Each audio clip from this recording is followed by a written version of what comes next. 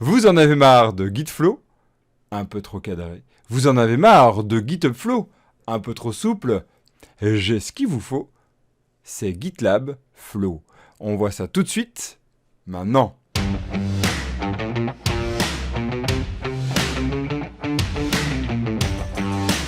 Bonjour, je suis Evan Boissonneau, Evan le concrétiseur. Je vous accompagne durant tous ces épisodes pour la pérennisation de vos projets IT à travers une cohésion technique et une cohésion humaine pour la réussite de vos projets, mais aussi la réussite de votre entreprise.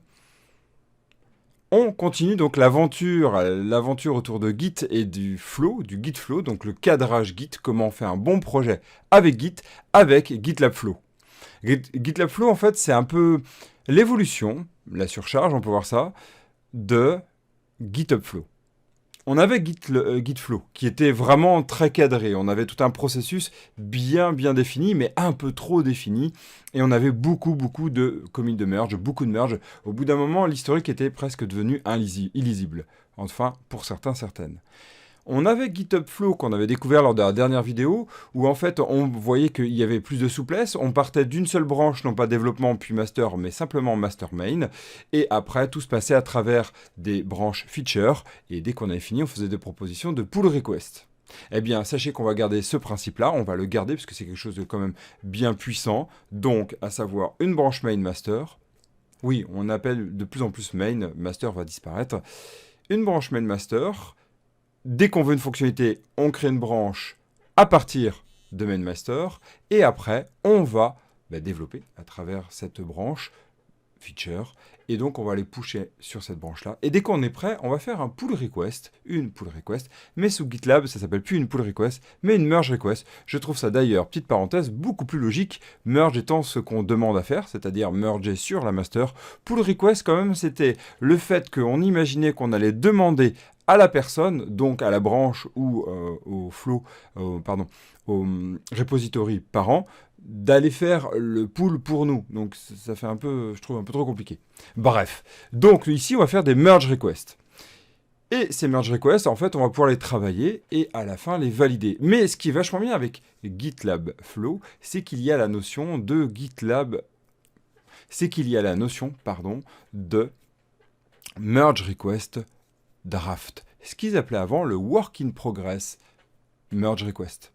Et c'était vraiment pratique, et ça l'est toujours, en fait, c'est de se dire que nous pouvons indiquer qu'une merge request est en cours de travail. Donc, chaque nouveau commit qui va être rajouté va compléter cette merge request.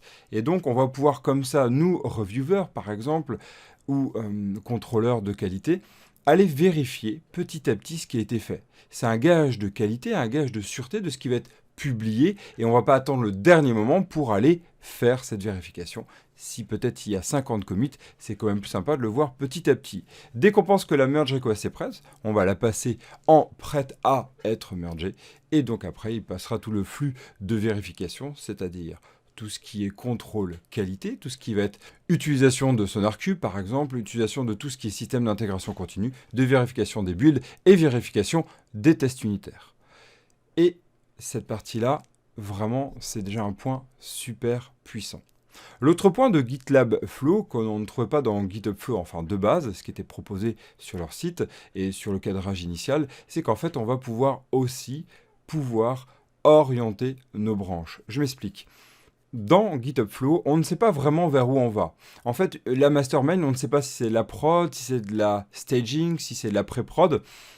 On n'en sait rien. Ici, c'est dit, durant toute la documentation, qu'on va privilégier le fait que la main master est donc notre staging, à savoir les tests. Donc ici, on va pouvoir tester et faire de l'intégration et de la livraison continue sur une branche et donc sur un serveur de staging. Et ça, c'est super pratique. Et donc après, on aurait très bien pu le faire avec GitHub Flow, hein, on est d'accord, mais c'est pas vraiment dit. Et donc après, ce qu'on va faire, c'est qu'on va même avoir des branches de pré-prod et des branches de prod. Et comment on va faire? On va faire une pull request sur la branche de pré-prod et des constructs sur la branche de prod. Hey, mais comment ça se passe s'il y a un bug qui arrive? Eh bien, s'il y a un bug qui arrive, on va créer une branche dédiée, même on va pouvoir reprendre le nom de la branche en cours, on était sur feature, et on va aller faire, en fait, un une nouvelle merge request par rapport à cette demande de correction. Et vous voyez, tout se base à travers les merge requests. Bon, on va arriver à un moment donné, on va se dire, bon, on va avoir trop de merge requests. Niveau lisibilité, c'est pareil que les commits, c'est pareil que les push. On va essayer de limiter. Faut pas qu'il y ait trop de commits par push, donc peut-être faire du squash. Mais là, c'est un peu le même principe. On va essayer de limiter quand même les merge requests, et essayer de les rassembler, et essayer de faire un système pour que ce soit le plus lisible possible. Mais quand même, garder ce principe que un ticket de correction va amener une merge request.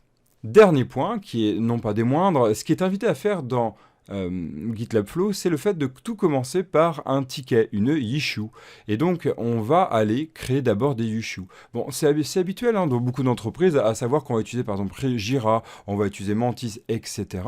Il y en a plein. Et bien là, il y en a un qui est intégré dans GitLab, puisque de base, GitLab Flow va utiliser GitLab, ma foi.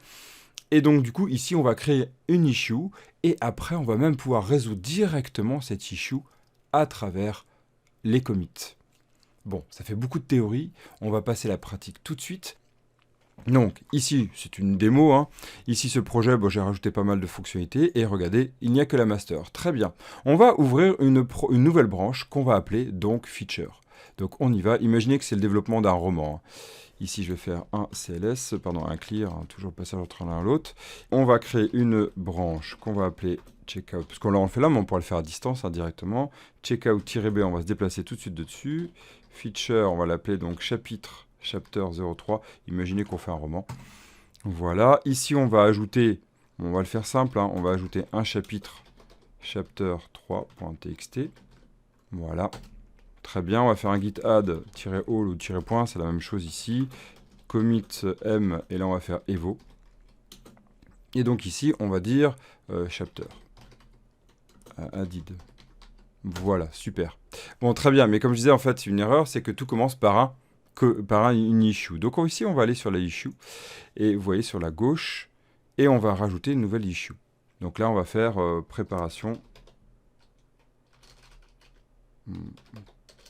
Prepare. Chapter 3. First version. Bon, imaginez, on met ce qu'on veut.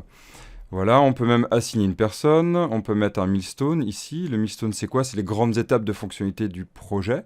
Donc ici, c'est ce qu'on va faire. On va rajouter chapter 003. Voilà, on peut même lui mettre une date de début et une date de fin. Très bien. Donc regardez, ce qui est génial en plus, c'est pour voir l'avancée. On peut voir toutes les étapes de ce qui est fini ou pas, etc. Donc ça, c'est vraiment très très pratique. Ça y est, donc là, on va pouvoir choisir notre 03, génial. On peut même lui mettre des labels, ça, on s'en fout. Donc ça y est, mon ami, c'est donc la 002, la 2. Ok, super. Maintenant, on revient là-dessus. Ce qu'on va faire, c'est qu'on va rajouter un chapter 3-1, admettons, c'est juste pour les exemples. On va faire un add all. Et là, en fait, on va dire qu'on a fini. Fix. Alors, on peut utiliser fixes, qui marche vachement bien, et on va faire -1. Et donc, il va reconnaître le fixes ou le closes pour dire tous ceux qu'on a fermés. Lors du merge request, lorsqu'il sera validé, ça sera fait. Donc ici, on fixe, c'est super. Maintenant, on va faire un push. Alors, le push, l'inconvénient, c'est qu'il faut faire... Ici, je ne l'avais pas envoyé, donc je vais faire un origin, et je vais faire un feature. Chapter 3. Génial. Il va me demander de me loguer, parce que ici, j'ai supprimé la possibilité d'enregistrer. J'ai eu quelques soucis. Ok, voilà. Et je le remettrai depuis. Impeccable. Donc, vous voyez ici, il nous dit quoi? Écoute, tu peux, si tu veux. Là, on va prendre là. Tu peux, si tu veux, aller faire une merge request. Donc, je sélectionne cette ligne. Et regardez, je me mets là. D'ailleurs, il l'a détecté. Il va le détecter automatiquement après. Voilà ma feature... proposé en merge request. Ici, je vais mettre moi en assigné. Je vais mettre le chapter 3, super. Et ici, je vais même dire que je squash et je supprimerai cette branche à distance. Super. On peut voir les commits. Et je fais un submit merge request. Ici, c'est bon. Regardez, je peux la marquer à draft. Et vous allez voir, ce qui va être vachement pratique, c'est donc ce que je disais, c'est qu'on va rajouter ici un autre. On va faire chapter 2. Voilà. On va rajouter un autre. Voilà, bon, on va aussi faire ça 2. C'est juste pour les infos. Voilà. Et ici, on va faire un push. Donc, on rajoute une fonctionnalité. Donc, je remets mon login GitLab. Voilà. C'est bon. Ici, j'avais un commit, en fait j'avais 2 commits, et maintenant me voilà avec mon 3e. Donc vous voyez que pour la même pull request, la même merge request, je récupère en fait bien cette fonctionnalité, en fait ce commit en plus. J'ai bien le pipeline qui est en cours, donc vous avez vu, c'est lancé automatiquement. Bon, le truc c'est que ça va planter parce qu'il n'y a rien qui est automatisé derrière, hein, mais l'idée c'est qu'on va pouvoir aller merger ça. Et là on va dire qu'on est prêt. Donc ici on va dire je suis prêt à merger. Une fois que je suis prêt, je peux décider comment. Soit je merge en attendant, je peux merger directement, ou dire j'attends quand même que mon pipeline d'intégration continue, il vérifie quand même tout ce que j'ai fait. Et ça ici, nous ce qu'on va faire, c'est qu'on va y aller immédiatement. Donc là, si on le merge immédiatement, vous allez voir notre issue. Regardez, ici. Ah oui, j'ai mis la 1 au lieu de mettre la 2. Bon, ça l'a fermé. Regardez bien, on va aller voir la merge request, ça l'a fermé. Ici, mon 1. Si je vais sur les issues, ça l'a fermé ici. Et j'ai bien le 1 qui est fermé. Donc ça, c'est impeccable. Donc ça a bien fermé la 1, donc c'est impeccable. Et donc, suivant l'ID que vous allez mettre, ça va aller clore l'un ou l'autre. Super. Donc là, on a tout bon. On voit d'ailleurs que quand on revient sur nos merge requests, ici, on voit bien que nous avons les 3 merges qui ont été faits. J'en avais fait 2 avant.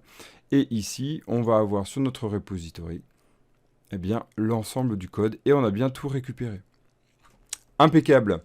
Voilà sur la partie. Alors bien sûr, on va rajouter ici, on pourra rajouter toute la partie pré-prod et la partie prod pour aller compléter notre GitLab Flow. On a fini sur le GitLab Flow. Alors qu'est-ce qu'il faut retenir du GitLab Flow? C'est que c'est un processus qui est évolué par rapport à GitHub Flow, qui cadre un peu plus ce qu'on peut faire. Il va pouvoir même faire du multi-versionning, à savoir si on a un framework et on veut gérer plusieurs versions du framework, comme par exemple .NET et bien d'autres, on va pouvoir gérer des branches de versions.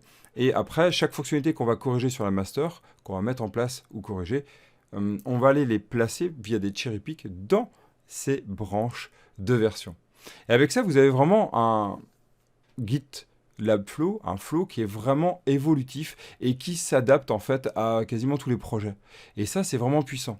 Il n'a pas le cadrage si dur, si vraiment trop cadré de GitFlow, mais on va avoir la souplesse quand même du GitFlow, tout en améliorant et cadrant avec la gestion de pré-prod et de prod. Donc c'est vraiment un flow qui nous rassure, et un flow qui est très adapté pour beaucoup de types de projets. Donc je vous le conseille vivement, comparé à GitFlow.